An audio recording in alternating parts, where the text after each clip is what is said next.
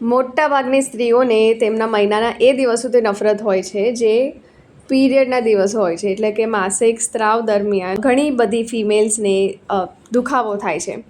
આ માસિક સ્ત્રાવમાં ફક્ત બ્લીડિંગ જ નથી થતું, તેની સાથે સાથે ખેંચાણ, મૂડ સ્વિંગ્સ, ઉબકા આવવા, માથાનો દુખાવો થવો, ક્યાં તો પછી અસામાન્ય ખોરાકની લાલસાત થાય છે.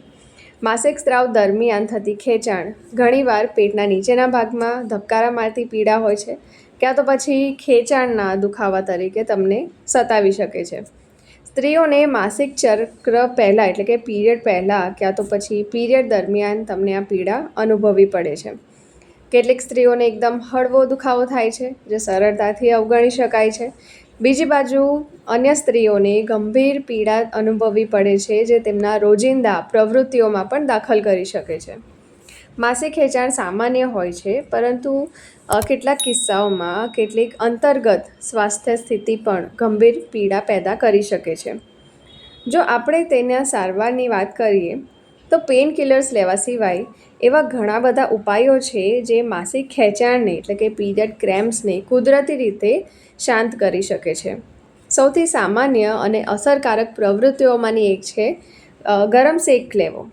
આ વિડીયોમાં આપણે જાણીશું ગરમ શેક લેવાથી કઈ રીતે તમે પીરિયડ ક્રેમ્પ્સથી રાહત મેળવી શકો છો. પીરિયડ દોરાન પીરિયડમાં જે ક્રેમ્પ્સ થાય છે, માસિક ખેંચાણ, તે પેટના નીચેના ભાગમાં હોય છે, ક્યાં તો પીઠમાં દુખાવો હોય છે અને આ દુખાવો વધીને તમારા પગ સુધી પરસી શકે છે.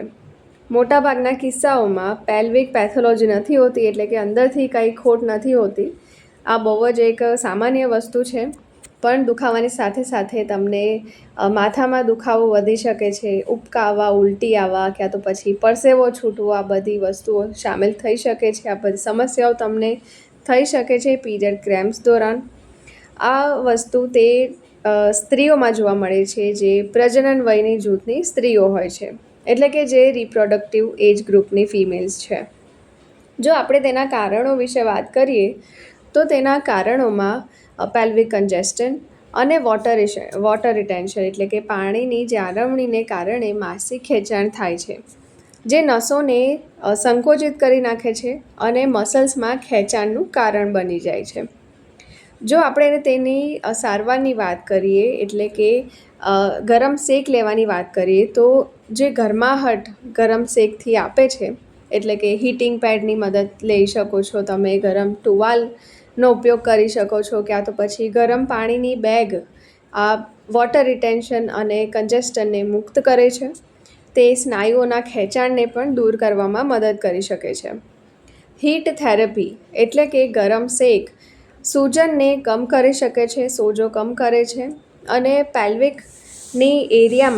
પેલ્વિકના એરિયાની આસપાસ બ્લડ સર્ક્યુલેશન વધારી શકે છે. કેટલીક સ્ત્રીઓને સોજો અને ચેતા સંકોચનોમાં એટલે કે નસોમાં સંકોચન અનુભવે છે. હીટિંગ પેડ એટલે કે ગરમ શેક આ બધી પીરિયડ દોરાન થતી બધી સમસ્યાઓમાં તમને રાહત આપવાનું કામ કરે છે. જો તમને પીરિયડમાં ક્રેમ્પ્સ ખૂબ જ વધી જતો હોય, પેટમાં દુખાવો ખૂબ જ વધી જતો હોય, તો તમે પણ ગરમ શેકાઈ જરૂરથી કરજો.